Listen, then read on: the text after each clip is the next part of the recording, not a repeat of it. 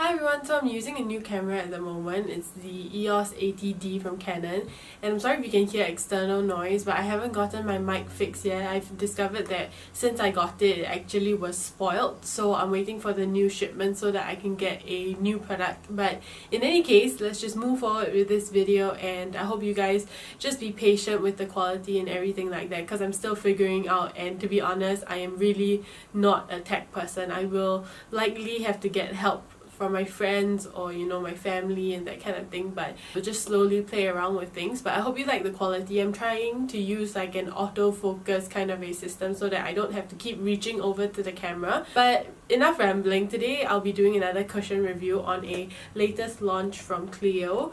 It's the Waterkill cushion, and as you can see in this packaging, it's just really beautiful, and also it just strikes me as something that's perfect for summer and spring whenever you're going to be sweating a lot and that kind of thing. So yeah, I will be trying this in the shade 4, which is ginger, I assume. It comes in this pack.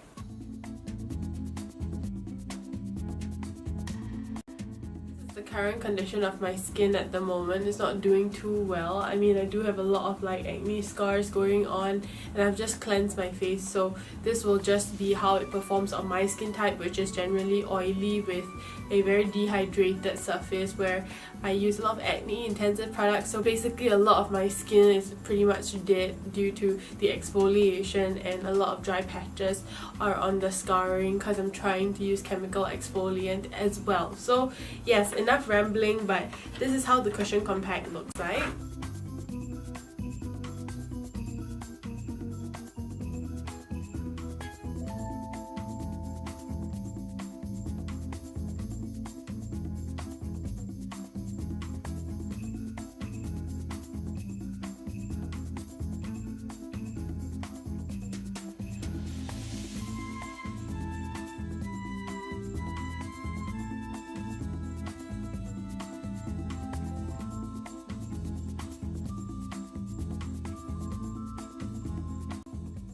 As you can see on this side, it covered up a lot of my acne scarring. It still proves to be something that's really thick in formulation. It's not something that's super hydrating, but I can say that it is sitting on the skin really well. It feels a little bit more like just foundation pigments, not so much like a very liquidy and moisturizing type formula. The sponge itself is very thin, so it's saturated with mainly foundation, not so much like any other water-based soluble ingredients. So yeah, what's happening on my face is a lot of coverage, a lot of pigmentation, and just looking really makeup-y actually. I'm not sure how it looks on camera, but possibly you can see a few of my acne spots, so those cannot be covered by this. I actually applied 2 layers, so it is buildable, but it builds up to a high coverage, yeah, basically. But I'm just saying, like, for instance, this coloration of different shades like purple or blue, or your acne spots will not be covered. You might want to use a concealer for that.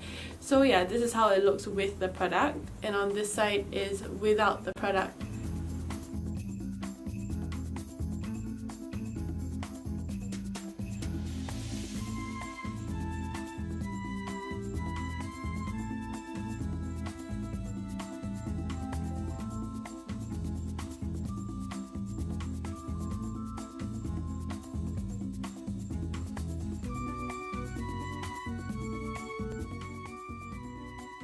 Okay, and this is how my left side looks like with the product. As you can see, both sides look really quite covered, and there is no shine on my skin. So this is one thing that is really noticeable right off the bat, is that this is not a tacky foundation. It's not a dewy foundation. It is something that is very, it seems mattifying, but it has a little bit of tack to it, meaning it's a little bit sticky, but it doesn't look like that on camera as well. So yeah, my whole face is looking quite one-dimensional because there's not a lot of gloss going on. Like, your natural skin has a little bit of shine due to the natural production of oils, but yeah, it's wearing a little bit of powder at the moment. So yeah, this is how it looks like.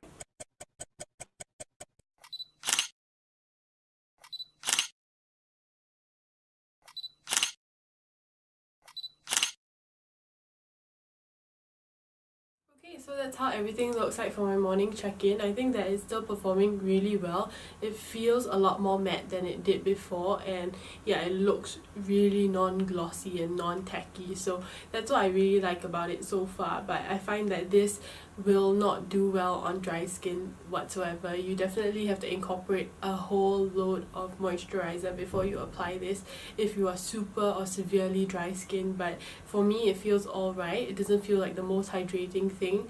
My skin is a little bit tight, but it doesn't make it feel like a lot more comfortable, so that's something to note. I think that I look really brightened. The shade 4 is actually a lot lighter than my actual skin tone, which is like NC25.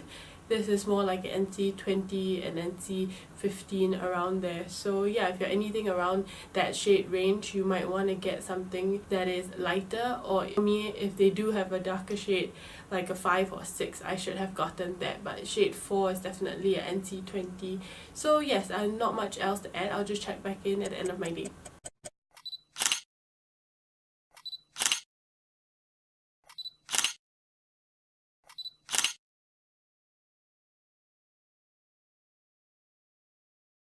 So I'm back, and yeah, basically you saw in the close-ups a lot of my blemishes got exposed, and formulation of the Waterkill cushion, this is how it's looking at the moment. I think I look a little more shiny around these areas because my natural oils are coming to the surface.